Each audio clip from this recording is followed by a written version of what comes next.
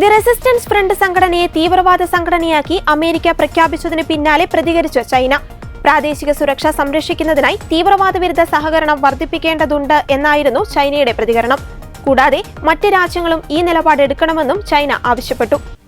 എല്ലാ തരത്തിലുള്ള ഭീകരതയെയും ചൈന ശക്തമായി എതിർക്കുന്നതായും ഏപ്രിൽ 22 നടന്ന പഹൽഗാം ഭീകരാക്രമണത്തെ അപലപിക്കുന്നതായും വിദേശകാര്യ മന്ത്രാലയ വക്താവ് ലിൻ ചിയാൻ മാധ്യമങ്ങളോട് പറഞ്ഞു.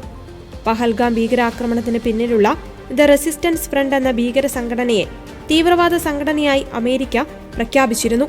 ആക്രമണത്തിന്റെ ഉത്തരവാദിത്തം സംഘടന ഏറ്റെടുത്തിട്ടുണ്ടെന്ന് US state secretary Marco Rubio പ്രസ്താവനയിൽ വ്യക്തമാക്കിയിരുന്നു.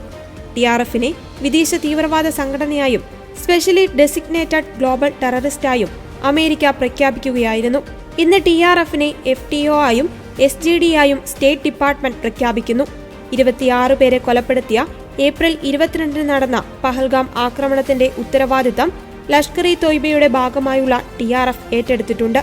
ലഷ്കർ-ഇ തോയ്ബ 2008 നടത്തിയ മുംബൈ ആക്രമണത്തിന് ശേഷം ഇന്ത്യ കണ്ട ഏറ്റവും ക്രൂരമായ ആക്രമണമായിരുന്നു പഹൽഗാം ആക്രമണം. 2024 നടന്ന പല ആക്രമണങ്ങൾക്കടക്കം ഇന്ത്യൻ സുരക്ഷാ സേനയ്ക്കെതിരെയുള്ള പല ആക്രമണങ്ങളുടെയും ഉത്തരവാദിത്തം TRF ഏറ്റെടുത്തിട്ടുണ്ടെന്നും പ്രസ്താവനയിൽ പറയുന്നു. തീവ്രവാദത്തിനെതിരെയുള്ള അമേരിക്കൻ പ്രസിഡന്റ് ഡൊണാൾഡ് ട്രംപിന്റെ പ്രതിബദ്ധതയാണ് ഈ നടപടി തെളിയിക്കുന്നതെന്ന് പ്രസ്താവനയിൽ പറയുന്നു.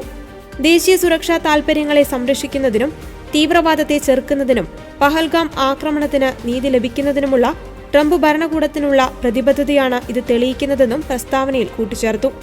ഇമിഗ്രേഷൻ ആൻഡ് നാഷണാലിറ്റി വകുപ്പ് 219, എക്സിക്യൂട്ടീവ് ഓർഡർ 13224 എന്നിവ പ്രകാരമാണ് TRFനെ തീവ്രവാദ സംഘടനയുടെ ഭാഗമാക്കിയത്.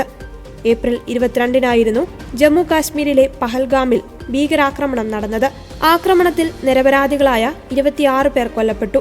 ഈ ആക്രമണത്തിന് തിരിച്ചടിയായി മെയ് 7 പാകിസ്ഥാനിലെയും പാക് അധിനിവേശ കാശ്മീരിലെയും 9 തീവ്രവാദ കേന്ദ്രങ്ങൾ ഇന്ത്യ ആക്രമിച്ചിരുന്നു. ഓപ്പറേഷൻ സിന്ദൂർ എന്നായിരുന്നു ഈ നടപടിക്ക് ഇന്ത്യ നൽകിയ പേര്. ബഹവൽപൂർ, മുരുട്കെ അടക്കമുള്ള 9 ഭീകര കേന്ദ്രങ്ങളിലാണ് മെയ് 7 അർദ്ധരാത്രി ഇന്ത്യ ആക്രമണം നടത്തിയത്. ബഹാവൽപൂരിലെ ജയ്ഷെ ആസ്ഥാനമായിരുന്നു ഇന്ത്യ തകർത്തത്. മുരുട്കയിലെ ലഷ്കർ ആസ്ഥാനവും തകർത്തിരുന്നു. 100-ലധികം ഭീകരരെയാണ് ഇന്ത്യ ഓപ്പറേഷൻ സിന്ദൂരിൽ വധിച്ചത്. 9 ഭീകര കേന്ദ്രങ്ങൾ തകർത്തു.